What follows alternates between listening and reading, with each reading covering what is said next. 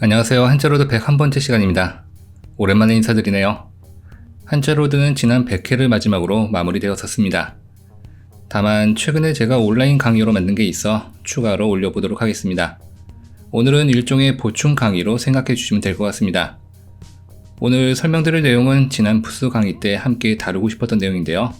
바로 한자의 기원과 변청 과정에 관한 이야기입니다. 그리고 다음 시간에는 한자를 만드는 원리인 육서에 관한 내용으로 마무리하도록 하겠습니다. 참고로 예서 이후의 글자체는 시대 구분이 모호한 경우가 있습니다. 그러다 보니 자료마다 순서가 다른 경우가 있더군요. 그래서 중국 백과사전에 나온 내용을 기준으로 순서를 정했습니다. 본래 언어나 문자는 시간이 흐르면서 끊임없이 변천하는 과정을 겪게 됩니다. 그런데 그 변화가 아주 미미하기 때문에 의식하지 못하는 경우가 많죠. 그래서 오랜 시간이 흐른 뒤에야 변화가 매우 컸음을 알게 됩니다. 우리 한국어도 끊임없이 변하는 과정에 있기 때문에 과거의 언어와 지금의 언어는 많이 다름을 알 수 있습니다. 문자 역시 마찬가지인데요. 한글이 창제됐던 초기나 일제강점기 시기, 그리고 최근에 우리가 사용하는 것도 조금씩 변화되고 있음을 알 수 있습니다. 최근에는 합성어인 사이시옷에 관한 내용이 새로 규정되면서 등굣길이나 하굣길 모두 등굣길이나 하굣길로 바뀐 경우를 볼 수 있습니다. 이처럼 한글 역시 끊임없이 변천 과정을 갖고 있습니다. 한자 역시 마찬가지인데요. 특히 한자는 상형 문자에서 시작됐기 때문에 오늘의 모습이 되기까지는 매우 드라마틱한 변천 과정을 겪었습니다. 지금이야 그림 형태를 유추하기는 어렵지만 초기의 모습을 보면 매우 직관적인 형태였음을 알 수 있습니다. 그런데 한자는 누가 만든 것일까요? 사실 누가 만들었는지는 알지 못합니다. 한글을 제외하면 세계 어느 문자도 누가, 언제, 어떠한 목적으로 만들었는지 알지 못하긴 합니다. 한자도 존재는 하지만 누가 만든 것인지 모르다 보니 후대 사람들은 여러 가지 가설로 이를 설명하고자 했습니다. 그 다양한 가설 중 하나로는 결승조자설이 있습니다. 여기서 결승이라는 것은 끈을 묶는다는 뜻입니다. 그리고 조자는 글자를 만든다라는 뜻이죠. 그러니까 결승조자설이라는 것은 끈을 묶어 글자를 만들었다라는 뜻으로 해석이 됩니다. 지금 그림으로 보듯이 이렇게 다양하게 끈을 묶는 방식으로 한자를 만들었다는 게 바로 결승조자설입니다. 그런데 이렇게 끈을 다양하게 묶는 방식으로 몇 자나 만들 수 있을까요? 간단한 기호나 숫자를 표시할 수 있을지 몰라도 8만 자가 넘는 한자를 모두 이런 식으로 만들기란 불가능합니다.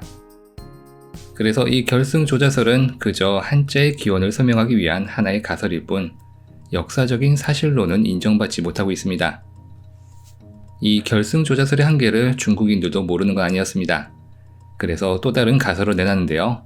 바로 창일이라는 사람이 만들었다는 설입니다. 그래서 창일조자설로 불리는데요. 창일은 고대 중국의 사관이었다고 합니다. 일설에 따르면 창일이 새의 발자국이나 사물의 형태를 보고 한자를 만들었다고 합니다.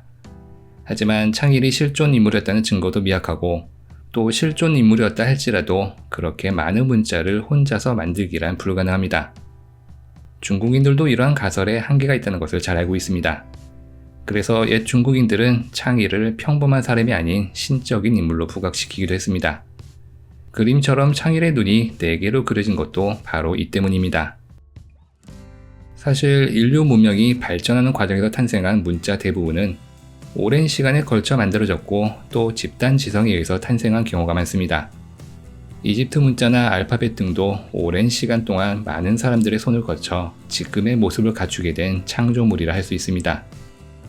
누군가가 사물을 간략한 기호 형태로 문자를 만들었다면 이것이 후에 여러 사람의 손을 거치면서 창의력이 더해져 지금의 형태를 갖추게 된 것이죠. 이러한 변청 과정에는 많은 노력과 시간이 필요합니다. 그러니 창일조자설도 단지 중국인들이 한자의 기원을 설명하기 위해 만든 전설일 뿐 역사적인 근거가 되지는 못합니다. 현대 학자들은 한자도 오랜 시간에 걸쳐 만들어진 집단적 창작물이라고 생각합니다. 한자가 집단적 창작물이라면 그 시작은 어디서부터일까요? 만약에 현존하는 증거를 바탕으로 한자의 기원을 설명한다면 그 시작은 갑골문으로 보고 있습니다. 하지만 일부 학자들은 갑골문 이전인 신석기 시대부터 문자가 만들어졌다고 생각하기도 합니다. 그 근거로 도문을 제시하고 있습니다. 도문은 도자기에 새겨진 문자라는 뜻인데요. 중국에서는 이렇게 이상한 문양이 새겨진 도자기 파편이 발견되곤 합니다. 오래된 것은 신석기 시대 유물에 새겨져 있기도 합니다. 그림으로 보기는 어렵고 또 글자로 보기는 더 어렵지만 그중 일부는 갑골문에서도 비슷한 형태가 발견되고 있습니다. 그래서 이에 대한 많은 논쟁이 있죠. 생성 시기가 갑골문보다 최소 1000년 이상 빠르니 만약에 이러한 주장이 인정된다면 한자 기원에 대한 역사가 바뀌게 될 것입니다. 하지만 중국학계에서는 이를 두고 찬반 양론이 매우 팽배합니다. 왜냐하면 이렇게 근거로 볼 만한 형태가 매우 적고 상당수는 해독이 불가능하기 때문입니다.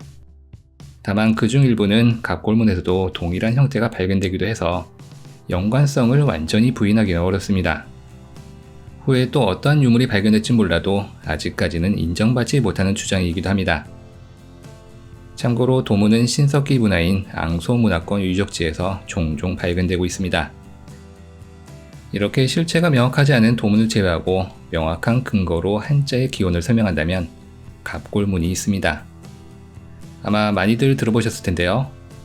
거북이 배딱지와 소뼈에 새겨진 글자, 이것을 갑골문이라고 합니다. 그러니 갑골문을 그저 거북이 배딱지에 남겨진 문자로만 해석하면 안 됩니다. 갑골문이 존재한다는 것을 알게 된 것은 100여 년뿐이 되지 않습니다. 그것도 아주 우연히 발견됐는데요. 청나라 말기였던 1899년 병을 앓던 왕이영이라는 학자가 약방에서 약을 지어오게 됩니다. 아마도 당시에는 집에서 직접 약을 다려 먹었던 것 같습니다. 왕이영은 이렇게 사온 약재의 내용물을 살펴보던 중 거북이 껍데기에 이상한 그림이 새겨져 있는 것을 우연히 발견하게 됩니다. 학자로서 문자의 조예가 깊었던 왕이영은 그 즉시 약방으로 달려가 약재의 출처를 물었습니다. 약방 주인은 하남성 소둔천에 살던 농부들이 땅을 파다가 발견한 것이라는 이야기를 들려주게 됩니다. 당시 농부들이 땅을 고르다가 거북이 껍데기가 발견되면 이를 용골이라는 이름으로 약재상에게 팔았다고 합니다. 그동안 흔하디 흔한 약재로 다려 먹었었는데 문자를 연구하던 학자의 눈에 들어오게 되면서 빛을 발하게 된 것이죠. 사실 왕이영이라는 사람은 갑골문 이후의 문자인 금문과 성문을 연구하던 사람이었습니다. 그런데 아주 우연히 이 사람의 손에 갑골이 들어가면서 본격적인 연구가 시작됩니다. 왕이영은 이를 동료 학자들에게 알리고 그 일대를 발굴해 많은 양의 갑골을 발굴했습니다. 발굴 결과 갑골문이 발견된 지역이 은나라 때의 유적지임이 밝혀졌는데요. 사진에 나오는 구덩이는 다량의 갑골이 발견된 것을 전시해 놓은 곳입니다. 발굴단은 발굴 과정을 통해 약 15만 개가 넘는 갑골을 발견했습니다. 그리고 그 안에 쓰인 약 4,500자의 문자를 분류해냈죠. 이후 대략적인 문자 분석을 통해 갑골에는 정치나 군사, 문화 풍습과 같이 은나라 시기의 사회상을 엿볼 수 있는 내용이 적혀 있음을 알게 되었습니다. 다만 아직까지는 절반에 불과한 2,500자뿐이 해독되지 않았기 때문에 더 많은 연구가 필요하기도 합니다. 한 가지 안타까운 것은 발굴 당시의 중국은 아편전쟁 이후 국력이 가장 쇠약했던 시기였다는 것인데요. 발굴 지역을 통제하지 못하는 상황에서 영국이나 프랑스, 일본의 학자들이 발굴 현장으로 몰려들면서 많은 유물이 해외로 반출되어 버렸습니다. 지금까지 약 15만 개 정도가 유출된 것으로 추정하는데요. 발굴된 게 30만 개 정도이니 그 절반이 해외로 유출된 것이죠. 매우 안타까운 일이 아닐 수 없습니다. 그런데 여기서 의문점이 생깁니다. 왜 은나라 사람들은 딱딱한 거북 껍데기나 소뼈에 글자를 새겨 넣은 것일까요? 종이나 붓이 없어서? 그건 아닙니다. 사실 은나라 때도 붓은 있었습니다. 이를 이해하기 위해서는 당시 인류가 가졌던 의식 세계를 알아야 됩니다. 과학이 발달하지 못했던 시대에는 모든 자연현상이 신의 뜻이라고 생각했습니다. 전쟁에서 이기거나 풍년이 들게 하는 것, 전염병이 도는 것, 이 모두 신에게 달려있다고 생각했죠. 그래서 인간을 대신해 신과 소통할 제사장을 필요로 했습니다. 때로는 왕이 제사장 역할을 하기도 했습니다. 은나라도 마찬가지였는데요. 은나라 때는 제사장이나 왕들이 죽은 조상들의 영혼과 소통하는 의식을 치렀습니다. 조상신과의 소통을 통해 전쟁에서의 승리나 사냥의 성공, 건축, 날씨, 수화, 생로병사 등을 자문한 것이죠. 이 제사는 매일 아침에 치렀습니다. 아침에는 하늘의 기운이 왕성해 점괘가 잘 맞는다고 생각했기 때문입니다. 그리고 아주 예외적이긴 하지만 급박한 상황이 생겼을 때는 저녁에 점을 치기도 했습니다. 예외라는 뜻의 바깥 외자가 저녁 석자와 전복자의 조합으로 만들어진 것도 이 때문입니다. 그럼 점은 어떤 방식으로 쳤을까요? 은나라 때는 달궈진 쇠꼬챙이를 거북이나 소뼈에 지져 갈라진 금과 소리로 점괘를 알아냈습니다. 그래서 발견된 갑골에는 까만 점이 있는 것을 볼 수 있습니다. 이 까만 점이 쇠꼬챙이로 지진 자국이죠. 달궈진 쇠꼬챙이를 뼈에 지지면 파열음을 내면서 갈라지는데요. 이 쇠꼬챙이로 지진 부분과 갈라진 획을 상용한 글자가 바로 점복자입니다. 점괘가 나오게 되면 사관들은 그 내용을 점친 도구였던 갑골에 새겨뒀습니다. 후에 점괘 결과가 일치했는지를 확인해야 했기 때문인데요. 그러니까 점을 칠 때 사용했던 갑골은 점술 도구이자 기록물이었던 셈이죠. 그러다 보니 발견된 갑골에는 점을 쳤던 흔적과 점괘가 함께 기록되어 있습니다. 점을 치고 기록을 마치면 창고에 보관했습니다. 이렇게 보관했던 창고가 아까 전에 봤던 이 사진이죠. 그럼 왜 갑골 무덤은 한 번에 발견되고 또 전설로만 전해졌던 것일까요? 그건 은나라가 너무 갑작스럽게 멸망해서입니다. 번성했던 은나라는 기원전 1046년경에 주나라의 침략을 받고 멸망해버렸습니다. 그리고 전쟁에서 이긴 주나라가 은나라의 수도를 폐허로 만들면서 갑골을 보관하던 창고가 땅속에 묻혀버리게 된 것입니다. 그리고 오랜 시간이 흐른 뒤에 농부들에게 우연히 발견되면서 전설처럼 전해져 오던 은나라의 실체가 드러나게 된 것이죠. 이번에는 금문에 대해서 알아보도록 하죠. 금문은 말 그대로 금속에 새겨진 문자를 말합니다. 갑골문이 발견되기 이전까지 중국인들은 이 금문에 새겨진 글자를 한자의 기원으로 생각했습니다. 갑골문을 발견한 왕영이라는 학자가 연구하던 문자도 바로 이 금문이었습니다. 금문은 주로 솥에 새겨져 있었기 때문에 종정문이라고도 합니다. 금문은 은나라를 무너뜨린 주나라 때 유물에 자주 등장하는데요. 주나라 때부터 청동기 문화가 본격적으로 발전했기 때문이기도 합니다. 그리고 여기에는 주나라 때의 시대상 할 수 있는 많은 양의 문자가 기록되어 있습니다. 금문은 쇠에 새겨진 것이기 때문에 오랜 시간 보존될 수 있었습니다. 그래서 후대 학자들이 이를 한자 연구의 기초로 삼았었죠. 금문에서 주목할 만한 점은 갑골문에서의 변청 과정을 확인할 수 있다는 것입니다. 지금 우리가 배우는 한자를 보면 그림 형태를 유추하기 어렵죠. 하지만 금문까지는 여전히 그림 형태를 유지하고 있었기 때문에 한자의 기원을 연구하는 데 많은 도움이 되고 있습니다. 금문은 쇠로 만든 물건에 직접 글자를 새긴 것도 있지만 거푸집 흙에 미리 새겨 주조한 것도 있습니다. 그래서 딱딱한 껍데기에 글자를 새겨 했던 갑골문에 비해 글자가 좀 더 유연하게 발전하기 시작했다는 차이가 있습니다. 그럼 주나라 때 사람들은 왜 쇠로 만든 물건에 글자를 새겨 넣은 것일까요? 갑골에 새겨진 문자는 점괘와 관련된 기록물이라고 했죠. 주나라 사람들은 조금 다른 방식으로 신과 소통하려 했습니다. 이들은 정벌이나 책명, 상사, 사전, 계약 등과 같이 큰 일을 보존하고 기념하기 위한 내용을 적어 기록했습니다. 또 글자를 새긴 솥에 음식을 담아 신에게 제사를 지내기도 했고요. 솥은 단순한 장식품이 아닌 신과의 소통을 위한 도구였습니다. 솥 정자가 쓰인 한자가 모두 신과 관련된 뜻을 전달하는 것도 이러한 이유 때문입니다. 금문은 주나라 시기를 대표했던 글자였지만 이후 중국이 분열되기 시작한 춘추 전국 시대부터는 문자에 큰 혼란이 발생하기 시작했습니다.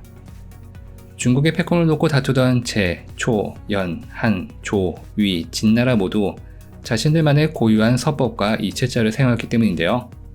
주나라까지는 통일된 글자체를 유지했지만 이후 나라가 분열되면서 문자 역시 분열되기 시작했습니다. 그러니까 지금 보시는 것처럼 나라별로 문자 체계가 독자적으로 발전하기 시작하면서 모양이 변형되는 경우가 발생하게 된 것입니다. 중국이 분열되어 있을 때는 이것이 큰 문제가 되진 않았습니다. 하지만 진시황이 중국을 통일한 이후에는 문자를 정립해야 하는 필요성이 대두됩니다. 통일된 나라에 통일된 문자가 없다면 언제든 다시 분열될 수 있었기 때문이죠. 그래서 진시황은 도량형과 화폐를 통일함과 동시에 문자체에 대한 통일도 시도했습니다. 진시황은 승상이었던 이사로 하여금 문자를 정립하도록 지시했습니다. 이렇게 탄생한 것이 표준화된 문자체인 소전입니다. 이 소전은 대타출연의 인에게도 잠시 나왔었는데요. 이 소전체는 금문 이후에 분열된 각 패권국들의 문자를 하나로 정립한 것이지만 진나라의 문자 형태를 기준으로 삼았습니다. 참고로 전서체는 대전과 소전을 함께 이루는 말인데요. 대전은 진시황이 중국을 통일하기 이전까지 사용하던 글자체로 금문과 소전의 과도기적인 형태를 갖추고 있습니다. 그래서 금문과 많은 부분을 공유하고 있죠. 그러니까 대전은 진나라가 전국을 통일하기 이전까지 사용하던 것이고 소전은 통일 이후 새로 정리한 글자체인 것입니다. 그래서 소전은 상당히 규격화된 형태를 갖추고 있습니다. 참고로 일반적으로 말하는 전서라는 것은 이 소전체를 가리키는 경우가 많습니다. 소전은 기존의 복잡한 필획을 간략해서 만든 표준 자체인데요. 가장 큰 특징은 기존의 그림적이었던 글자체를 탈피했다는 점입니다. 그림에서 탈피한 글자체이기 때문에 이전에 비해 좀 더 문자에 가까워지게 되었죠. 소전은 글자를 쓰는 데 있어 이전과 달라진 몇 가지 규칙이 정해졌습니다. 그중 하나는 한자의 결합을 정형화해서 편방의 위치를 제멋대로 쓰지 못하도록 했다는 것입니다. 이전에는 글자를 결합할 때 위치가 제멋대로인 경우가 많았습니다. 그래서 같은 뜻을 가진 다양한 이체자가 만들어지기도 했습니다.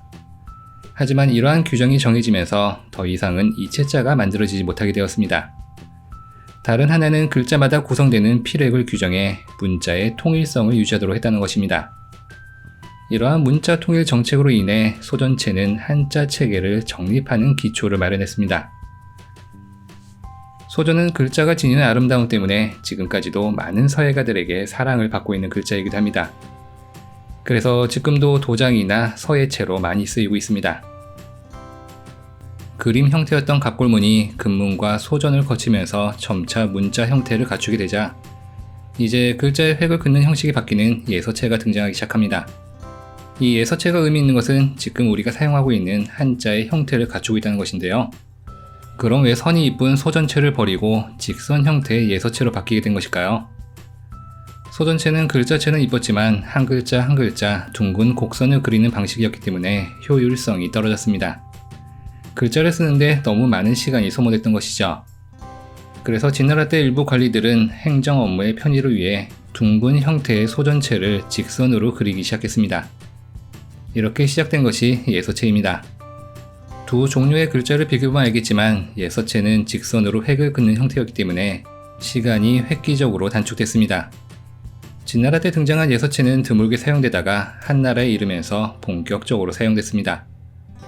그리고 한나라 때부터는 아예 국가의 공식적인 표준 자체가 되었죠. 그러면서 소전체는 서서히 사라지게 되었습니다. 참고로 예서에서 주목할 만한 것은 변형된 형태의 한자가 나타났다는 점입니다. 한자는 가상의 정사각형의 글자를 쓰는 방식으로 진화했습니다. 그리고 글자를 좀 더 빠르게 쓰는 방식으로도 진화했죠. 이 두 가지 방식이 적용되면서 빠르고 생략된 형태를 추구하다 보니 물수자는 이렇게, 불화자는 이런 식으로 변형되었습니다. 한자에는 이렇게 변형된 형태가 많으니 별도로 학습을 해놓는 것이 좋습니다. 이렇게 빠른 필기를 위해 고안된 예서체는 시간이 흐르면서 더 빠르게 쓰는 방식으로 발전했습니다. 이렇게 발전된 글자체를 초서체라고 합니다. 초서체는 일종의 필기체로 예서보다 더 빠른 방식으로 쓰다가 나온 서체입니다. 고대 중국에서 한자를 만들고 발전시킨 사람들은 관료들이었습니다. 특히 국가의 행정 업무를 맡았던 사관들이 한자를 익히고 발전시키는 역할을 했습니다. 이들이 기록을 할 때 편의를 위해 만든 것이 예서체라고 했죠.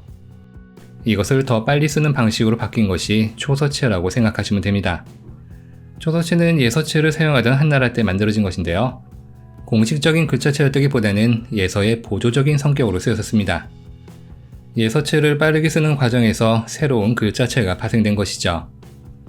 초서체는 글자를 빨리 쓰는 것이 목적이었기 때문에 획을 반복적으로 그려야 하는 부분은 과감히 생략하는 형태로 발전했습니다. 그래서 동력동자는 이렇게 흘려쓰게 되었고 물고기 어자의 아랫부분도 단순히 획을 하나 긋는 식으로 생략되었습니다. 이렇게 만들어진 초소체 중 일부는 중화민공화국 간제자 방안에 활용되기도 했습니다. 초서는 이후 당나라에 이르게 되면 더 과감하게 생략하는 방식으로 발전하게 되는데요. 그러다 보니 큰 문제가 발생하기 시작했습니다. 너무 빨리 쓰고 생략하다 보니 나중에는 글자 해독이 어려운 상황에 이르게 되었다는 점입니다. 정보를 교환해야 되는 매개체가 되어야 할 문자를 읽지 못한다는 것은 정말 큰 문제입니다. 그래서 결국에는 사용을 금지시켰습니다. 하지만 글자체가 이쁘다 보니 서예의 한 분야로 남아있기도 합니다.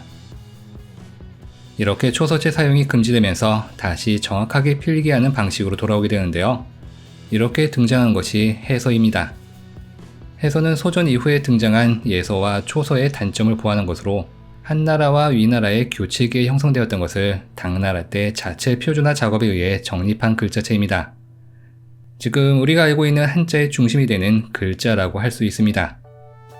해서의 특징이라고 할 수 있는 것은 바르게 쓴 서체로서 정자체와 같은 모습을 갖추고 있다는 것입니다. 그래서 읽기가 쉽고 모양이 정갈합니다. 해서의 해자에 모범이나 법식이라는 뜻이 있는 것도 표준 자체로서의 특징을 반영하고 있는 것이라 할 수 있습니다.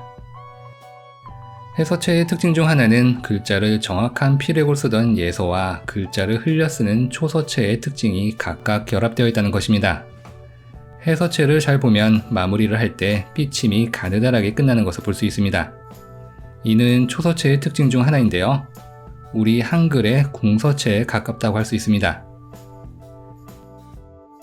마지막으로는 해서와 초서의 중간적인 서체가 있는데요. 바로 행서체입니다. 행서는 초서와 해서가 나온 뒤에 형성된 자체로 해서와 초서의 장점을 겸비한 중간적인 성격을 가지고 있습니다. 해서는 예서에 비해 쓰기 편하다고는 하지만 여전히 쓰는 시간은 오래 걸렸습니다. 그래서 나온 것이 초서였지만 알아보기 어려워 사용이 금지되었죠. 이에 대한 대처 방안으로 나온 것이 행서입니다. 그래서 비록 초서처럼 흘려 쓰는 방식이긴 했지만 초서에 비해 읽기 쉽고 빠르게 쓸 수 있다는 장점이 있었습니다. 그러니까 해서의 명확함과 초서의 편리함을 취해 그 중간 형태의 자형으로 만든 것이 바로 행서인 것이죠. 한자는 이렇게 7단계로 발전한 것으로 구분하고 있는데요. 하지만 이는 전체적인 부분을 풀어 구분한 것이고 문자화가 되어가는 과정은 4단계, 그리고 글자의 변형 과정은 3단계, 이렇게 총 7단계로 구분하고 있습니다. 그러니까 갑골문과 금문까지는 그림 형태를 유지하고 있었지만 다음 단계인 전서에서는 그림 형태가 사라지는 단계에 접어들게 됩니다. 그리고 예서에 이르게 되면 이제 우리가 사용하는 한자의 모습을 갖추게 되죠. 이 단계까지 무려 2000년에 가까운 시간이 필요했습니다. 그리고 이후 초서나 해서, 행서 등은 글자체가 발전하는 단계로 구분될 수 있습니다. 이 글자체는 쉽게 말해서 지금의 컴퓨터용 폰트에 비유될 수 있습니다. 그리고 70년 전에는 중국에서 기존의 한자를 배우기 쉽게 바꾼 간제자 방안을 시행했으니 어찌 보면 한자는 지금도 진화하는 단계라고 할 수 있습니다. 지금까지 한자의 발전 과정에 대해서 간략하게 설명을 드렸는데요. 한자를 이해하시는데 도움이 되셨길 바랍니다. 가급적 쉽게 설명드리려고 했지만 빼놓을 수 없는 내용이 많아 좀 지루하셨을 수 있을 것 같습니다. 어쨌든 한자를 이해하시는데 조금이나마 도움이 되셨길 바랍니다. 이번에는 이렇게 마무리하도록 하고요. 다음 시간에는 한자를 구분한 방법의 원리인 육서에 대해 설명드리도록 하겠습니다. 그럼 시청해주셔서 감사합니다.